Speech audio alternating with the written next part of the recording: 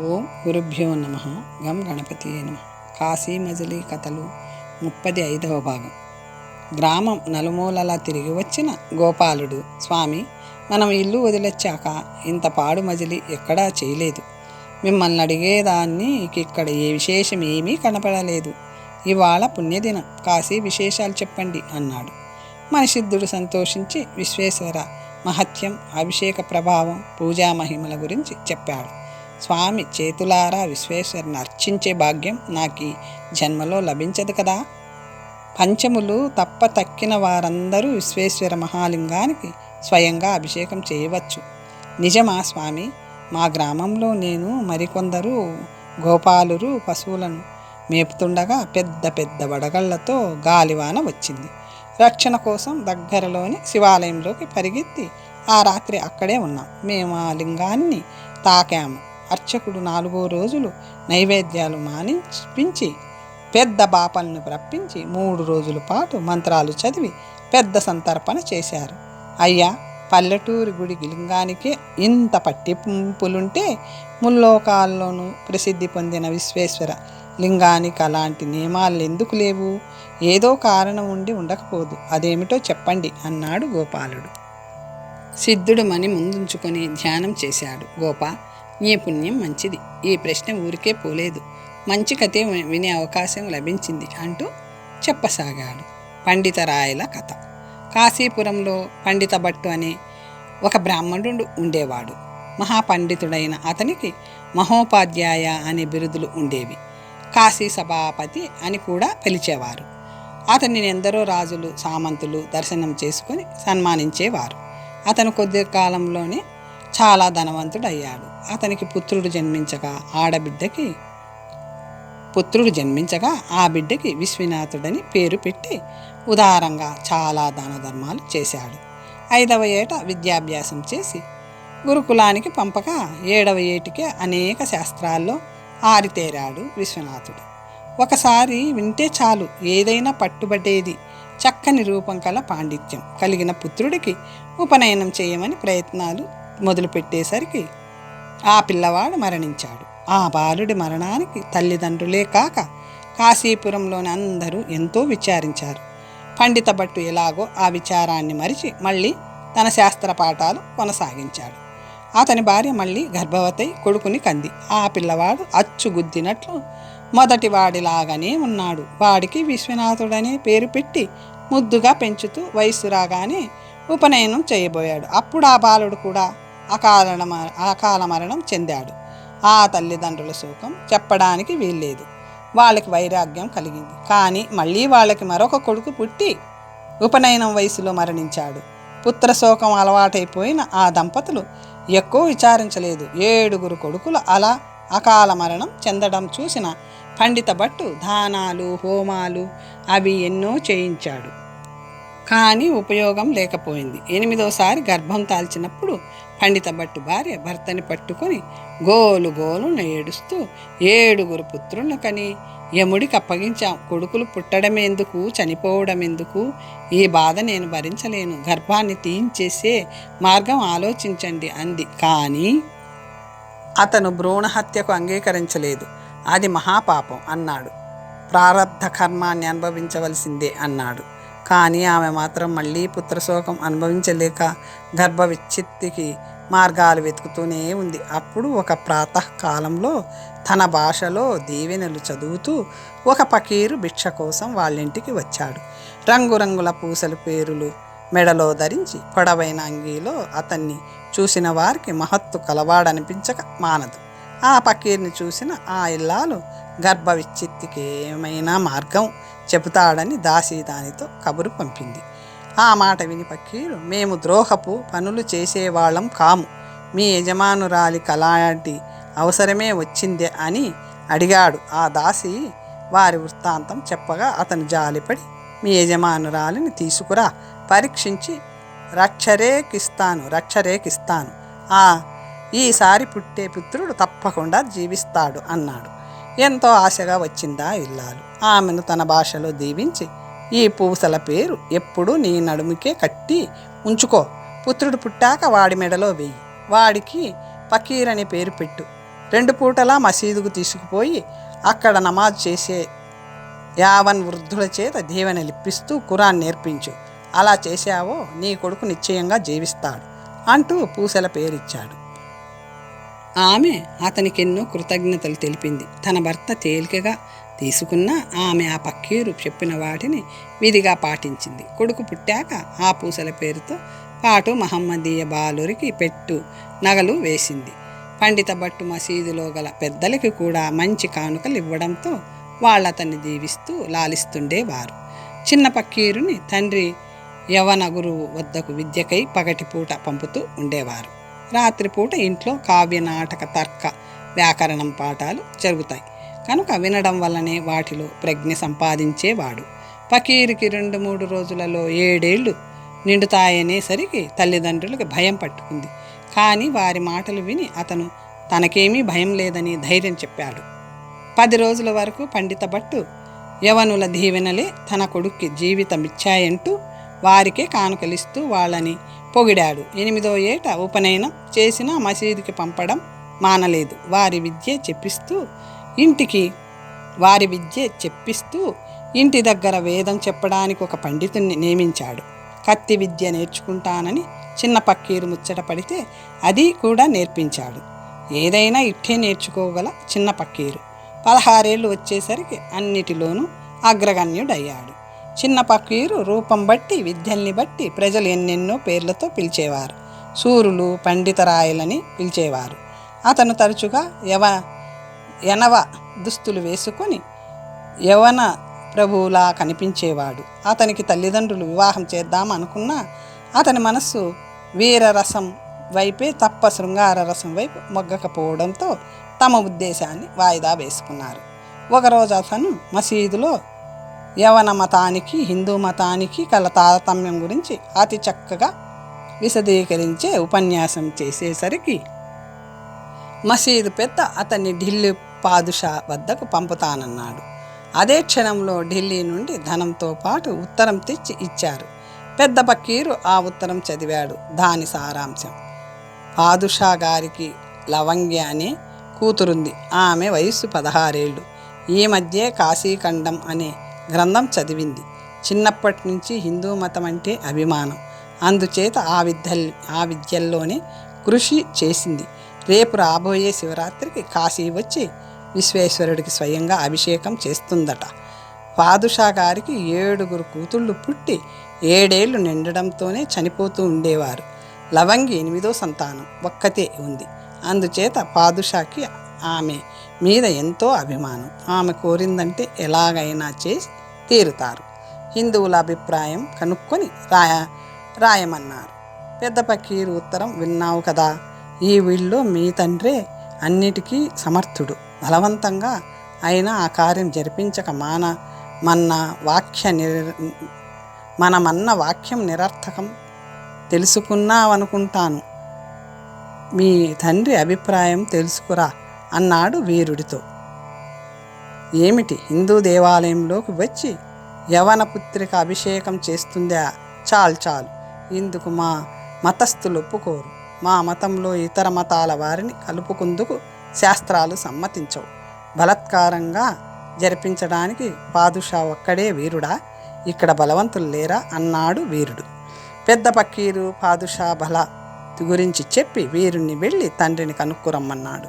పాదుషా గారు శాసనం విని పండిత భట్టు ఊరిలోని పెద్దలందరినీ కలిసి కాశీరాజుగారి దగ్గరికి వెళ్ళి విషయం వివరించగా రాజుగారు మర్నాడు విశ్వేశ్వరుడి దేవాలయంలో సభ చేశారు. అక్కడ తలో అభిప్రాయం వెలబుచ్చారు. పాదుషా వారు మనందరికీ చక్రవర్తి. వారి ఆధీనంలో అనేక లక్షల సైన్యం ఉంది. నేను వారికి ఎదురు నిలవలేను, వారి శాసనం ధిక్కరించలేను.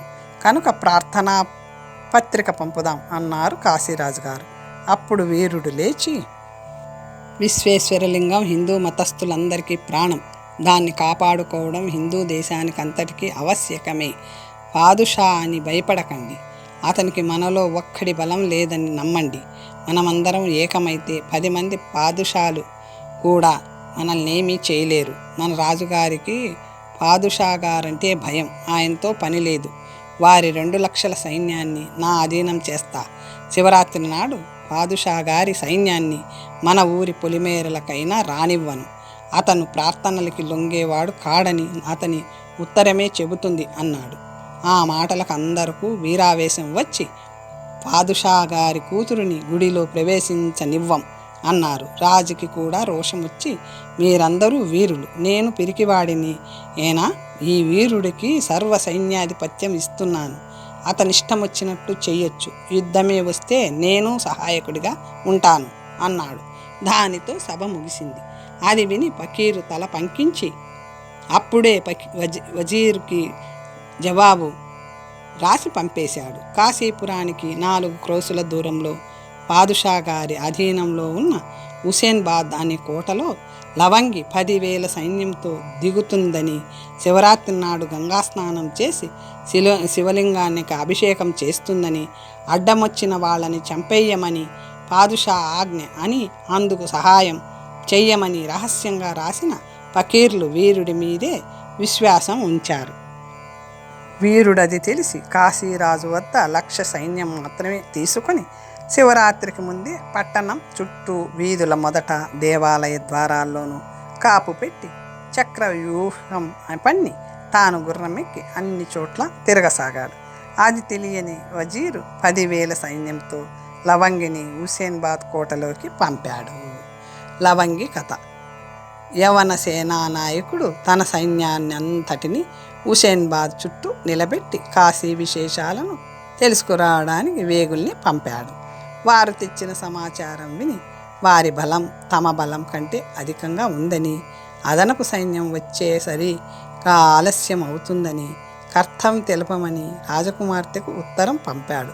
అది చదివి ఈ పాడు జన్మకి గంగా స్నానం, విశ్వనాథ దర్శనం ప్రాప్తి లేనట్లు ఈ కులంలో ఎందుకు పుట్టాను అని లవంగి విచారిస్తుంటే, సంగీత చంద్రిక నిన్నెలాగైనా రేపు గంగా స్నానం చేయించి విశ్వనాథుని ఆలయానికి తీసుకెళ్తాం. కుందల తిలక వృద్ధుణ్ణే కాశీపురం వెళ్ళింది, అక్కడి రహస్యాలు తెలుసుకురాగలదు అంటుండగానే ఆమె అక్కడికి వచ్చి, నేను మారువేషంలో కాశీపురం వెళ్ళాను. కావలి వాళ్ళ అనుమతి లేకుండా చీమైనా దూరడానికి వీల్లేదు. పట్టణం చుట్టూ రాజభటులు ఉన్నారు. యాత్ర కోసం వచ్చిన హిందువులు నిరాటంకంగా పోవచ్చు. దారులలో పరీక్షిస్తుంటారు. నీ వేషభాషలు స్వభావం కూడా హిందువులవే. మేమిద్దరం ఎలాగా హిందువులమే కనుక మనం మగవేషాలలో హిందువులమని వెళ్ళవచ్చు అంది లవంగి. సంతోషించింది. కానీ ఎవరికీ తెలియకుండా కోటలోకి రాకపోకలు జరపడం ఎలా అని సందేహం వెలిబుచ్చింది. చెలికత్తెలిద్దరూ ఆ ప్రాకారం చుట్టూ పరిశీలిస్తూ తిరిగి శత్రువులు కోట ముట్టడిస్తే తప్పించుకుపోయేందుకు కల రహస్య మార్గం ఒకదానిని కనుక్కున్నారు. లవంగికి పట్టుబట్టలు కట్టి పురుషవేషం వేసి తమంతఃపురంలోకి ఇతరులకు రాకుండా నియమించి తెల్లవారుజామునే ఆ పాతాళ మార్గంలో దివిటీలు పట్టుకొని నడవసాగారు. కొంతసేపు నడిచాక అడ్డంగా తలుపు కనబడింది. దాన్ని తెరిచి ముందుకు పోగా ఒక మెట్ట మీదికి చేరుకున్నారు. అక్కడి నుంచి కొంత దూరం నడిచాక క్రోసెడు దూరంలో కాశీ పట్టణం కనిపించింది. తెల్లవారుతున్న ఆ సమయంలో లవంగి భక్తి శ్రద్ధలతో చేతులు జోడించి కాశీ పట్టణాన్ని స్తోత్రం చేస్తూ కాశీఖండంలోని విశేషాలను చెలులకు చెబుతూ కాశీ వెళ్ళే యాత్రికులలో కలిసిపోయింది. పురద్వారం దగ్గర రక్షక పురుషులను అడగగా ఇతనొక రాజకుమారుడు యాత్రకి వచ్చాడు. పరిజనం వెనక వస్తుంది, వేళైపోతుందని ముందుగా నడిచి వస్తున్నాడు అని చెప్పారు.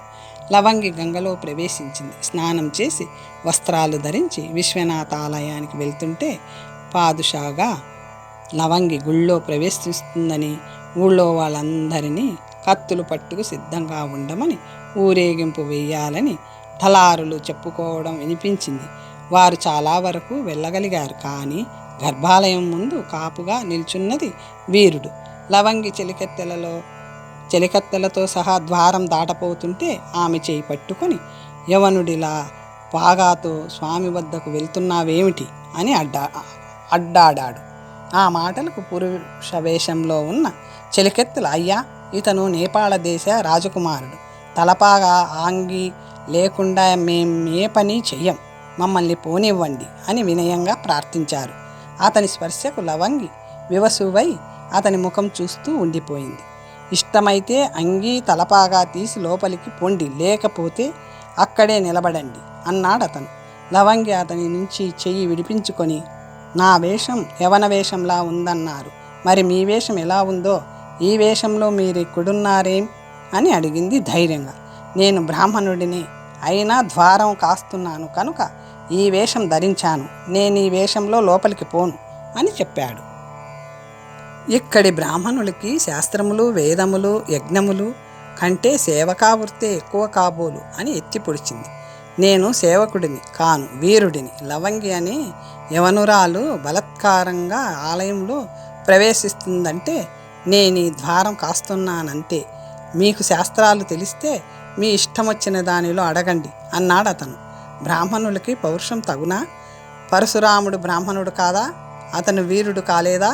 అలాగా వాళ్ళిద్దరికీ కొంచెం సేపు పురాణ శాస్త్రాల్లో ప్రసంగం జరిగాక తనదే పైచేయిగా ఉన్న యాత్రికులు నిలబడిపోయారు. మీతో మాట్లాడాలని ఉంది, మళ్ళీ మీరు దర్శనమిస్తే ప్రసంగిద్దాం అన్నాడు వీరుడు. ఆమె అక్కడి నుంచే విశ్వేశ్వరుని స్తుతించింది.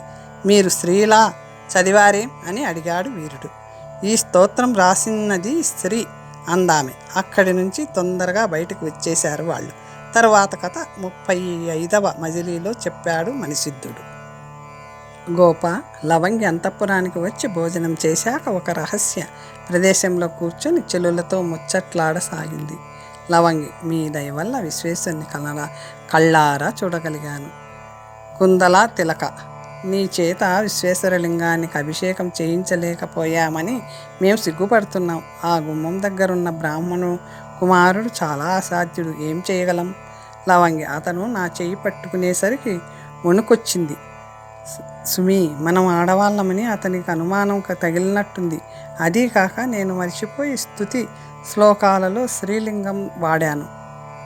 సంగీత చంద్రిక, అతని రూపం అతి మనోహరం. నువ్వు ఆయనతో ప్రసంగించావు కదా విద్యల్లో? లవంగి, విద్యల్లో బృహస్పతి వంటి వాడే అతను. యువతులు పాటిటి మన్మధుడే అని చెప్పాలి, యువతుల పాలిటి మన్మధుడే అని చెప్పాలి. కుందల తిలక, అతను విశ్వేశ్వర సాక్షిగా నీ పాణిగ్రహణం చేశాడు. లవంగి, అదేమిటో కానీ అతన్ని చూసింది మొదలు నా హృదయంలో ఏదో తీయని బాధ. అతనెవరో తెలియక పోయినా ఒక్కసారే చూసినా మనసు నిండా మన్మథ భావాలు నిండిపోతున్నాయి. కానీ ఇది సాధ్యమవుతుందా? సంగీత చంద్రిక, నిద్రపో, రేపు ఆలోచిద్దాం అన్నది. కాశీపట్టణంలో మసీదు పకీరులు వీరుడి మీద ప్రేమ కొద్దీ యవన సేనలోకి వెళ్ళి అక్కడి విశేషాలు ప్రతిరోజు సాయంత్రం అతనికి చెబుతున్నారు. శివరాత్రి నాటి సాయంకాలం లవంగి గుడికి రాదని, 2-3 రోజులలో రాజధాని నుంచి కూడా వచ్చి సేన ఊరి మీద పడుతుందని చెప్పారు. వీరుడు సేనలన్నిటినీ సిద్ధం చేసుకొని ఇంటికెళ్ళి విశ్రాంతి తీసుకుంటూ, లవంగి రాకుండా కాపాడాననుకున్నాను, కానీ దాని పని అది చేసుకుపోయింది. నేనే మోసపోయాను. మగాడి చెయ్యి అంత సుకుమారంగా ఉండదు. చూపులని బట్టి కానీ, కళ్ళల్లోని కాటుక ఆనవాళ్ల బట్టి కానీ గుర్తించలేకపోయాను. స్తుతి శ్లోకాలు అద్భుతంగా గానం చేసింది. అందువల్లే హిందూ మతాభిమాని అయ్యింది. అలాంటిది గుడిలో ప్రవేశించినా తప్పులేదు, స్వామికి అభిషేకం చేసినా తప్పులేదు. ఆమెను తలుచుకుంటుంటే నా హృదయం వివశమవుతుంది. ఆమె చూపుల్లో నాపై అనురాగం ఉట్టిపడినట్లే అనిపించింది అనుకొని అంతలోనే కర్తవ్యం గుర్తు తెచ్చుకున్నాడు. మరునాడు రాజుగారికి పత్రం రాసి సైన్యం రప్పించుకొని కీలక ప్రదేశాల్లో కాపు పెట్టి పట్నాన్ని కాపాడసాగాడు. కుందల తిలక మారువేషంలో కాశీపట్నం వచ్చి వీరుడి వృత్తాంతమంతా తెలుసుకుని లవంగికి చెప్పింది. తురక దేవతల ఆరాధన వల్ల జీవించి ఉండడం వల్ల ఆ వేషంలో ఉన్నాడు. విద్యలోనే కాక పరాక్రమంలో కూడా అసామాన్యుడే అంటూ వివరించింది. మరునాడు వజీరు మరికొంత సైన్యంతో అక్కడికి వచ్చి తరువాత దినం కాశీపురం మీద పడి పోరాటం సలుపుతారని విని లవంగి వీరుడి గురించి దైవాన్ని ప్రార్థించింది. వజీరు వచ్చి హుసేన్బాద్లో దిగాడని విని కాశీపురంలోని మసీద్ ఫకీర్లు అతన్ని చూడ్డానికి వెళ్ళారు. గౌరవ మర్యాదలయ్యాక ఇక్కడి హిందువులు ఇంత కావరించి ఉన్నారే, పాదుషా శాసనం అంటే నవ్వులాటగా ఉందా, వీరెవరి దన్ను చూసుకొని ఇలాంటి పనికి దిగారు అని అడిగాడు.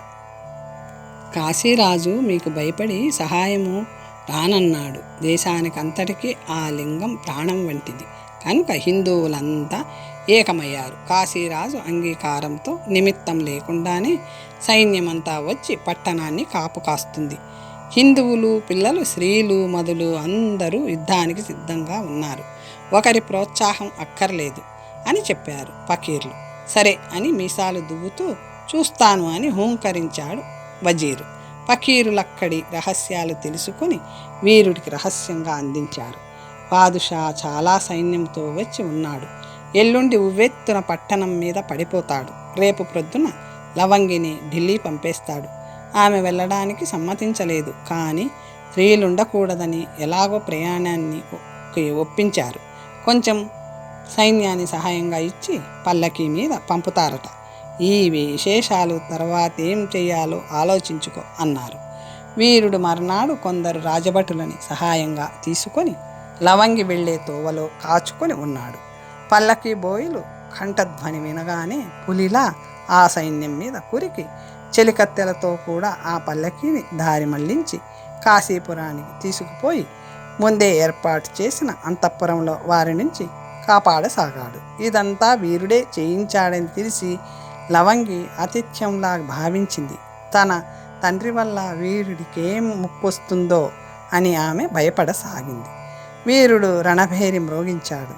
తమకి కూడా ఆజ్ఞ ఇమ్మని యవన సైనికులు వజీరుని కోరారు.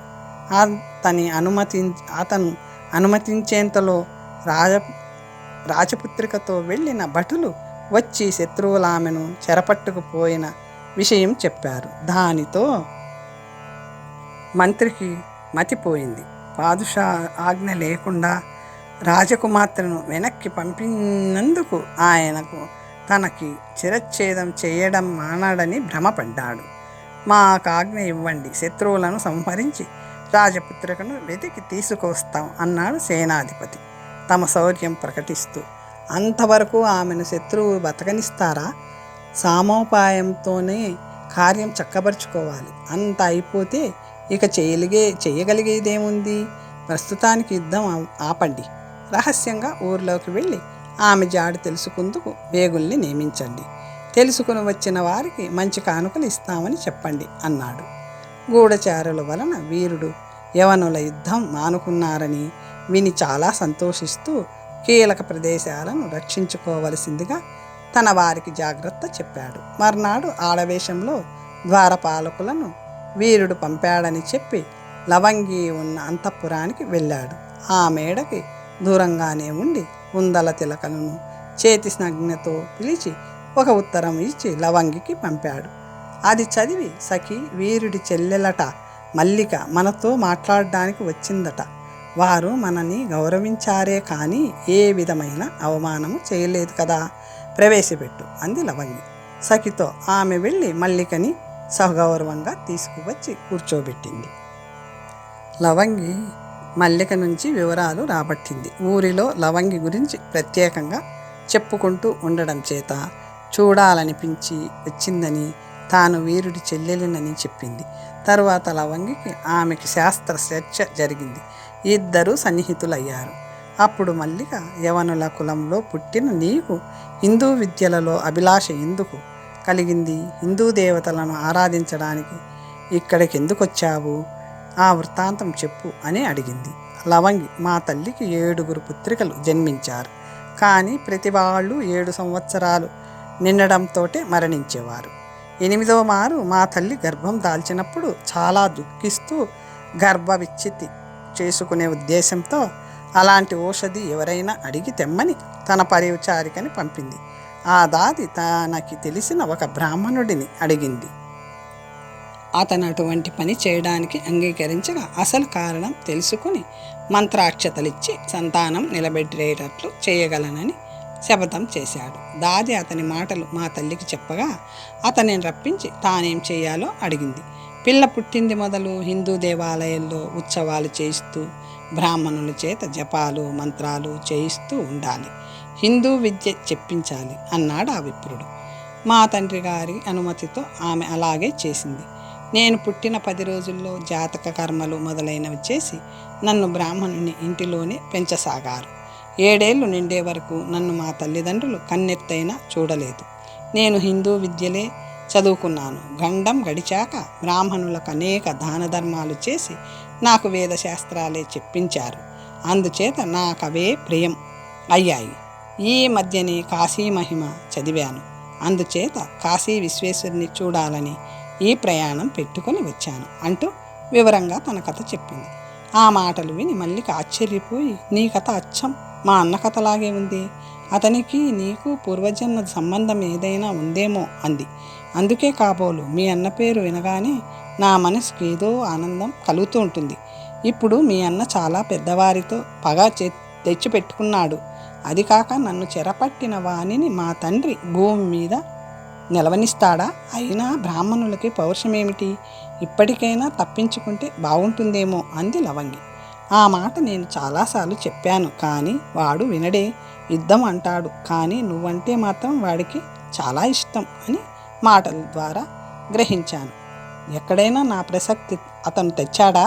నా మీద ఇష్టమని ఎలా గ్రహించావు అని ఆత్రంగా అడిగింది ఆమె. ఈ ముప్పుకి మూల కారణం నువ్వే అని ఎవరో నిందించారు. అతను అందుకు ఒప్పుకోక నీ పాండిత్యాన్ని పొగిడి మీ తండ్రిని దూషించాడు. నీ రూపాన్ని కూడా ఎందుకో పొగిడాడు. నేనిక వెళ్తాను, సెలవిస్తావా అన్నది. నీ మాటలతో నా దుఃఖం అంతా మర్చిపోయాను.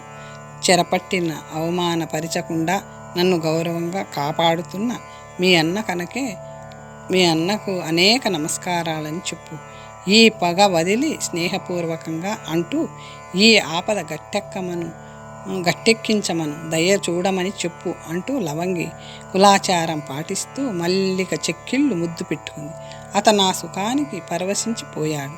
ఈ చెరకి భయపడి చెప్పడం కాదు, అతని మేలు కోసమే చెబుతున్నాను. ఈ ముప్పు దాటితే మా తండ్రికి చెప్పి ఆయనను నా వద్ద పండితునిగా ఉంచుకోగలనని మీ అన్నగారికి మరీ చెప్పు అని సాగనంపింది. ఆమె వెళ్ళాక కుందతిలకతో మల్లిక ఎవరో తెలుసా? వీరుడే. వెళ్ళబోతున్నప్పుడు తెలిసింది. అలా ఆడవేషంలో వచ్చి మనల్ని మోసం చేస్తావా అంటే ఏం చెప్పబోయేవాడో. అయ్యో, నేను నా మనసు అతనికి స్పష్టంగా చెప్పలేదు అంటూ విచారించి, పర్వాలేదులే, తెల్లవారకపోదు ఇక మీదట మన్మధుడే వ్యవహారాలు చక్కబెడతాడు, విచారించకు అంది కుందల తిలక. మరనాడు పక్కీరులు వీరుడి దగ్గరకు వచ్చారు. నీ శౌర్యం చాలా ప్రశంసించదగింది. రాజపుత్రికనే చెరపట్టి తెచ్చావటగా. మంత్రి తలకిందులైపోతున్నాడు. ఆమెను నువ్వు చంపుతావేమో అని భయపడిపోతున్నాడు. పాదుషా తనకి శిరచ్ఛేదం చేయిస్తాడని హడలిపోతున్నాడు. సంధికి ఇదే సమయం. రాజపుత్రికను సజీవంగా అప్పగిస్తే మన నిబంధనలకు అంగీకరిస్తారట. మాతో చెప్పాడు. పాముని చేతితో పట్టుకోకూడదు. లవంగిని తీసుకుపోయి అప్పగించు. మంత్రితో మాట్లాడవలసిన మాటలు చెప్పు, మేము అడిగి వస్తాం. నువ్వు మా ఆప్తుడు విని మంత్రి ఎరుగడు అన్నారు. మీరు పదే చెబుతుంటే వినకపోవడం కృతజ్ఞతగా ఉంటుంది. పాదుషా భయం నాకు లేదు, కానీ మీ ఆజ్ఞ చొప్పున నడుస్తాను. ఎప్పుడు కాశీపురం మీద దండెత్తకుండా ఉండేటట్లు, హిందూ దైవాలని నిందించకుండా ఉండేటట్లు ప్రమాణ పత్రిక వ్రాసిమ్మనండి. ఈ తప్పుని క్షమించమని కోరండి. అలా అయితే లవంగిని అప్పగిస్తాను, లేదా జరగవలసింది జరుగుతుంది అన్నాడు. ఫకీరులు వజీరు వద్దకు వెళ్ళి, స్వామి, మేము హిందువుల వద్దకెళ్ళి సంధి మాటలు చెప్పాం. లవంగిని బలి ఇవ్వడానికి సిద్ధంగా ఉన్నారు. వాళ్ళు ఎక్కడ దాచారో తెలియదు. వాళ్ళల్లో అందరికందరూ అధికారులే. అందరినీ బ్రతిమాలుకుని ఎలాగో 2 గడియలు వ్యవధి కోరి వచ్చాం. వారు కోరిన నిబంధనలకు అంగీకరించాం. మీరు వేగంగా పత్రిక రాసిస్తే పోవాలి అన్నారు. లవంగి వస్తే చాలని వారు చెప్పినట్లు రాసి వారి చేతికి ఆ పత్రిక ఇచ్చి పంపాడు వజీరు. ఫకీరులు ఆ పత్రికను తీసుకుపోయి పౌరులందరినీ పిలిచి సభ చేసి చదివి వినిపించారు. హిందువులందరూ వీరుణ్ణి ఎంతగానో పొగిడారు. ఆ పత్రిక తీసుకొని వీరుడు అప్పటికప్పుడే రాజపుత్రికను పల్లకీ మీద మేళతాళాలతో హుసేన్బాద్ కోటలోకి పంపించాడు. ఆమె రావడం చూసి మంత్రి పునర్జన్మెత్తినట్లే భావించుకొని తమ సేనలకు యుద్ధ విరమణ ఆజ్ఞలిచ్చి ప్రయాణ సన్నాహాలలో ఉండగా పాదుషా వారి వద్ద నుండి ఒక జాబు వచ్చింది. ఆ పత్రికను విప్పి చదవగా, నువ్వు మా ఆజ్ఞ లేకుండా మా ప్రాణ సమానమైన లవంగి నిక్కడికి పంపడం తప్పు. పంపిన తగినంత సేనలను సహాయం ఇవ్వకుండా పంపడం రెండో తప్పు. హిందువులు ఆమెని తీసుకుపోయాక నువ్వేం చేశావో చేయకపోవడం మూడో తప్పు. ఈ 3 తప్పులకి నిన్ను ఉద్యోగం నుంచి తొలగిస్తున్నా. ఈ ఆజ్ఞను పంపుతున్నాను. నీ సమాధానం విన్నాక తగిన శిక్ష విధిస్తాం. మేమే కోరిక తీర్చడానికంత సన్నాహం చేశామో దానిని శత్రువుల పాలు చేశావు. సకల సైన్యంతో మేమక్కడికి వస్తున్నాం. హిందువులనందరినీ చంపి పారేస్తాం. కాశీ పట్టణాన్ని నామరూపాలు లేకుండా చేస్తాం అని ఉంది. మంత్రి దుఃఖిస్తూ ఆ పత్రికని రాజపుత్రిక వద్దకు పంపి తనకు ఉపకారం చేయమని వేడుకున్నాడు. రాజపుత్రిక దాన్ని చదివి మంత్రి మీద జాలిపడి చేయగలిగిన సాయమంతా చేస్తానని సమాధానం పంపింది. మరునాడు ఉదయం నేల పట్టినంత సైన్యంతో పాదుషా ఆ కోటకు వచ్చాడు. లవంగి తెరచాటు నుంచి తండ్రితో మాట్లాడింది. వీరుడి మీది అభిమానంతో తన బందీ వృత్తాంతం కొంచెమైనా ప్రస్తావించలేదు. పాదుషా అంతలోనే ఆ విషయం వదిలి తెల్లవారగానే యుద్ధం ప్రారంభించేటట్లు ఆజ్ఞ ఇచ్చాడు. ఫకీరుల వల్ల చక్రవర్తి ప్రయత్నం తెలుసుకొని వీరుడు తన బలాలను సమీకరించుకొని చక్రవర్తి సేనలకు తన సేనలను ఎదురు నడిపించాడు. ఎక్కడ చూసినా తానే అవుతూ గుర్రం మీద తిరుగుతూ యుద్ధం చేస్తూ యవన సైన్యాన్ని కాశీపురం దరిదాపుల్లోకి రాకుండా క్రోసెడు దూరం త్రిప్పుకొట్టాడు. 2 సైన్యాలకి ఘోరమైన యుద్ధం జరిగింది. సాయంకాలం అయ్యేసరికి వీరుడు తన సేనలతో యవన సేనను హుసేన్బాద్ కోటకి గెంటేశాడు. హిందూ సైన్యంలో జయ జయ ధ్వనాలు చెలరేగాయి. వీరుడు తన సేనలను మళ్ళీ కాశీపురం తీసుకుపోయాడు. తర్వాత కథ వచ్చే భాగంలో తెలుసుకుందాం. ఓం స్వస్తి.